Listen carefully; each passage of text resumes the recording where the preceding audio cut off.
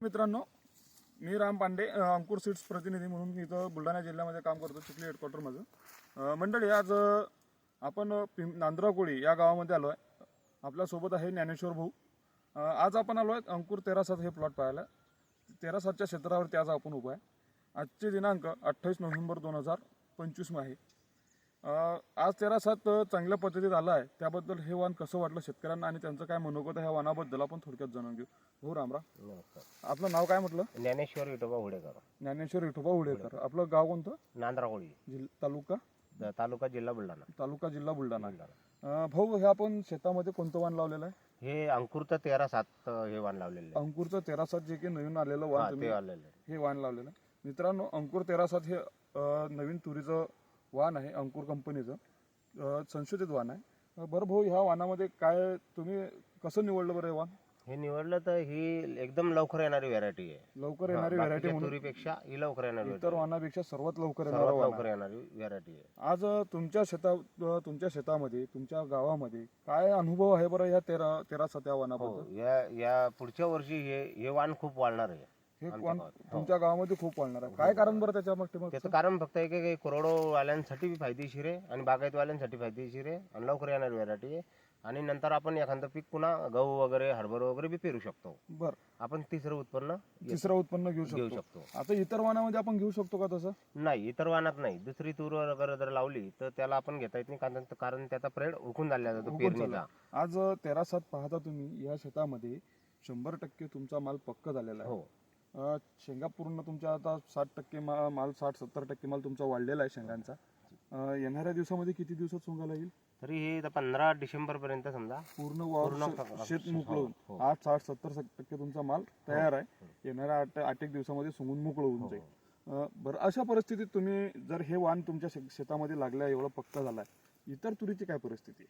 इतर परिस्थिती खूप लेट व्हरायटी ती. इतर वाणाची अजून शेंगा वगैरे पक्का झाल्या नाही, त्यामध्ये? हिरव्या अजून हिरव्याच आहे. हो. अशा परिस्थितीत हे वाण तुमचं लवकर तयार हो, झालं. हे लवकर. बरं, हे वाण आता तुम्ही सांगितलं किंवा कोरडवाहू शेतकऱ्यांसाठी पण खूप चांगला आहे आणि बागायतदारासाठी काय फायदा होईल याचा? फायदा आहेच ना, बागायतदारवाल्यांसाठी सुद्धा फायदा आहे. कसा त्यांनी फायदा? पेरल्यानंतर बी त्यांना डबल तिसरं उत्पन्न त्यांच्या शेतात येतं. तिसरं उत्पन्न येते. गहू, हरभरा, कोणतं म्हणजे डिसेंबर महिन्यातले तुम्हाला 15 ते 20 दिवस सापडून जातात. हो. त्यामध्ये तुम्ही तिसरं उत्पन्न घेऊ शकता, जसं की आपलं गहू असेल, हरभरा असेल, मक्का असेल, कांदा असेल. हे विविध प्रकारची पिकं आपण शेतकऱ्या शेतामध्ये घेऊ शकतो. हो, मला आणखी एक विचारायचं आहे. ह्या वाणामध्ये जर आपण कधी इतर शेतकरी, आता बरेचसे तुमच्या गावामध्ये भाजीपाला पण करतात, काही हिरव्या शेंगा पण तोडल्या तर चालतील का? किंवा मार्केटला नेल्या तर चालतील का? काय चालतील ना, तसं काही नाही, कारण तिची चव चांगली आहे. चव चांगली आहे. चव चांगली आहे. आणि ह्या वाणासोबत तुम्ही हे वाण तुमच्या शेतात लावलं आहे, तर काय रिस्पॉन्स आहे शेतकऱ्यांचा आणि इतर शेतकऱ्यांचं काय मत आहे? हो, रिस्पॉन्स चांगला आहे. मी पण सुद्धा पुढच्या वर्षी 5 चक्कर लावणार आहे. अच्छा. आणि बाकीच्या लोकांचा सुद्धा कल या व्हरायटीकडे वळलेला आहे. आणि नांद्राकोळी भागात बऱ्याच प्रमाणात वाढणार आहे. हे 13/7 वाढणार आहे. 13/7 आता बरेचसे तुमच्या गावाच्या पलीकडून जे गाव आहे, साखळी आहे, पांगरी आहे, त्या लोकांचं काय मत आहे बरं? त्यांचं मत सुद्धा आहे. ते पण आलेले होते इथं, त्यांनी बघितलेलं. अच्छा, म्हणजे कास्तकार तुमच्या शेतावरती येऊ राहिले आणि पाहून जाऊ राहिले. ह्या वाणाबद्दल एकंदरीत शेतकऱ्याला कसं राहणार आहे? चांगलंच राहणार आहे. चांगलंच राहणार, एक नंबर राहणार आहे. काय उत्पन्नाची अपेक्षा वाटते तुम्हाला यामध्ये? उत्पन्नाच्या पेक्षा 8 क्विंटल पर्यंत एकरी हे तुम्हाला ॲव्हरेज देईल. आता बघतो आपण यावर्षी पावसाळा खूप आहे, याला फ्लॉवरिंग चालू असताना पाणी चालू होता. काही फरक आहे का या वातावरणाचा? याला वातावरणात काही असा एवढा काही फरक नाही वाटला, काहीच नाही. मला एक सांगा, त्याच्यात मुकन वगैरे हे असं आज आता आपण थोड्याफार शेंगा फोडून पाहिल्या तर काही मुकून वगैरे सापडला का? काहीच नाही. यामध्ये कुठलाच मुकून सापडलं नाही. काय सल्ला देणार बरं शेतकऱ्यांना?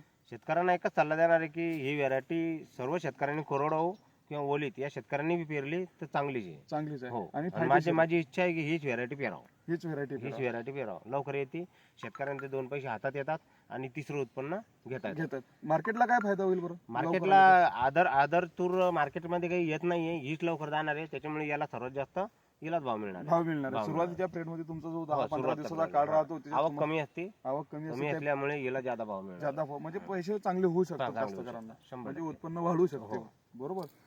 तर मित्रांनो, अंकुर कंपनीचं संशोधित नवीन वाण आलेलं आहे, 13/7 लाल तुरीचं वाण आहे. हे अतिशय चांगलं आलेलं आहे भाऊच्या शेतामध्ये. आणि तुम्ही पाहू शकता परिस्थिती काय आहे. तर खूप मोठा शेवरा आहे, लंबलचक शेवरा आहे. 4-5 दाण्याच्या तुम्हाला यामध्ये तुरीच्या शेंगा पाहायला भेटतात. आणि आतापर्यंत सर्वात लवकर येणारं वाण म्हणजे अंकुरचं 13-7. इथंच थांबतो मित्रांनो, धन्यवाद.